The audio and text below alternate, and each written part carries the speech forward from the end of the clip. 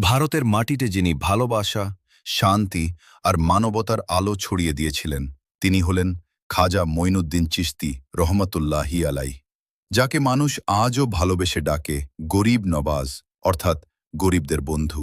আজকের ভিডিওতে আমরা জানব তার জীবনের অজানা গল্প, ত্যাগ, সাধনা এবং তার শিক্ষা, যা আজও কোটি মানুষের হৃদয়ে জীবন্ত। 1141 খ্রিস্টাব্দে সিস্তান অঞ্চলে জন্মগ্রহণ করেন খাজা সাহেব রহমতুল্লাহি আলাইহি।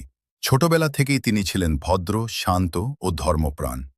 অল্প বয়সেই পিতামাতাকে হারান। তার পিতার রেখে যাওয়া সম্পত্তি তিনি এক দরিদ্র ব্যক্তির অনুপ্রেরণায় সব দান করে দেন। এরপর তিনি জ্ঞান অর্জনের জন্য বেরিয়ে পড়েন সমরকন্দ ও বুখারার পথে। সেখানে তিনি কুরআন, হাদিস ও ফিকাহ শিক্ষা লাভ করেন। জ্ঞান অর্জনের পর তিনি বায়াত গ্রহণ করেন মহান সুফি সাধক খ্বাজা উসমান হারুনি রহমতুল্লাহি আলাই এর হাতে।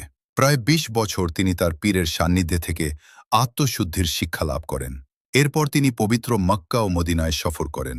সেখানে ইবাদত ও সাধনার মাধ্যমে নিজেকে আল্লাহর পথে সম্পূর্ণরূপে নিবেদিত করেন। 1192 খ্রিস্টাব্দে তিনি ভারতে আগমন করেন। প্রথমে লাহোর, পরে রাজস্থানের আজমেরে স্থায়ী হন। সেই সময় আজমের ছিল রাজা পৃথ্বীরাজ চৌহানের অধীনে। কিন্তু খাজা সাহেব রহমতুল্লাহি আলাই কখনো সংঘাতের পথ বেছে নেননি। তিনি মানুষের হৃদয় জয় করেছিলেন ভালোবাসা দিয়ে। গরিব, অসহায় ও নির্যাতিত মানুষের পাশে দাঁড়িয়ে তিনি হয়ে ওঠেন গরিব নওয়াজ। খাজা মঈনুদ্দিন চিশতি রহমতুল্লাহি আলাই এর মূল শিক্ষা ছিল সকল মানুষের প্রতি ভালোবাসা, দরিদ্রদের সাহায্য করা, অহংকার থেকে দূরে থাকা, সবসময় আল্লাহর স্মরণে থাকা। তিনি বলতেন, মানুষের সেবা করাই হল সর্বোত্তম ইবাদত। তার দরগা আজও সাম্প্রদায়িক সম্প্রীতির এক অনন্য নিদর্শন। হিন্দু, মুসলিম, শিখ সব ধর্মের মানুষ সেখানে প্রার্থনা করতে যান। 1236 খ্রিস্টাব্দে তিনি ইন্তেকাল করেন।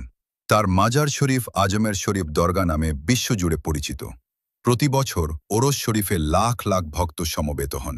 খাজা সাহেব রহমতুল্লাহি আলাইহি আমাদের শিখিয়েছেন, ধর্মের মূল হল ভালোবাসা। যদি ভিডিওটি ভালো লাগে তাহলে লাইক, শেয়ার ও সাবস্ক্রাইব করতে ভুলবেন না।